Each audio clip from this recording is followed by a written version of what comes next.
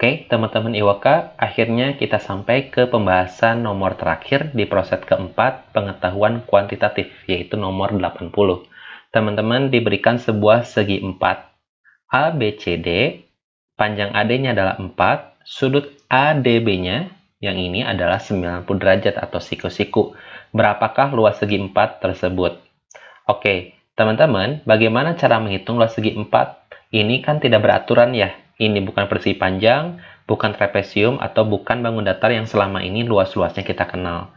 Maka untuk menyiasati bagaimana cara menghitung luas segi 4 ini, kita bisa menghitung masing-masing luas segitiganya sehingga nanti bisa dijumlahkan. Jadi, syarat luas segi 4 ini bisa kita dapatkan kalau masing-masing luas segitiganya kita bisa hitung. Dengan kedua pernyataan ini, apakah kita bisa menemukannya? Sebelum ke sana, coba teman-teman review kembali bagaimana cara menghitung luas segitiga. Luas segitiga yang teman-teman kenal kan alas kali tinggi bagi 2. Tapi kalau selain itu apa? Salah satunya adalah ini.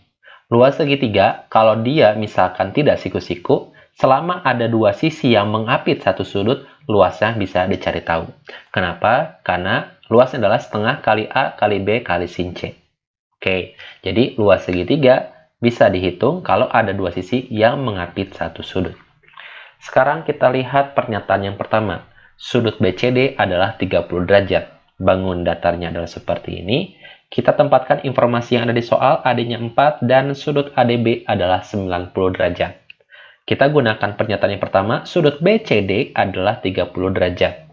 Sekarang apakah dengan informasi ini kita bisa menghitung masing-masing luas segitiga? Di ABD aja, satu sisi yang ini tidak diketahui. Maka kita tidak bisa menggunakan Pitagoras. Nah, berarti sisi yang diketahui hanya satu saja. Artinya, luas segitiga tidak mungkin kita dapatkan.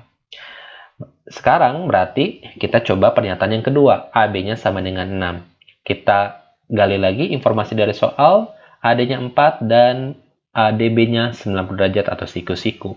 Pernyataan yang kedua kita pakai AB-nya adalah 6. Memang sih, dengan tahu ini 6, sedangkan ini siku-siku, berarti kan kita bisa menggunakan teorema Pitagoras untuk menemukan panjang BD. Berarti BD sama dengan akar 6 kuadrat dikurangi 4 kuadrat. 36 kurangi 16 jadi akar 20. Berarti panjang BD adalah akar 20. Lalu, dengan kenyataan ini juga, kita ternyata bisa menemukan luas segitiga yang ABD. Tapi masalahnya, untuk yang BCD bakal tahu nggak? Nah, lihat informasi ini, kita bisa menghitung luas. Kalau dia bukan siku-siku, harus ada dua sisi yang mengapit satu sudut. Ini hanya satu sisi aja ya.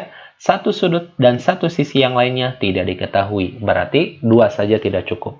Satu tidak cukup, dua tidak cukup. Bagaimana kalau kita gabung dua-duanya?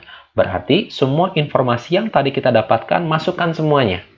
Sekarang, bisakah kita menghitung luas segitiga ABD dan luas segitiga BCD? Untuk ABD bisa ya, karena ini tinggal alas kali tinggi. Tapi untuk BCD, tadi syaratnya kan harus ada dua sisi dan satu sudut.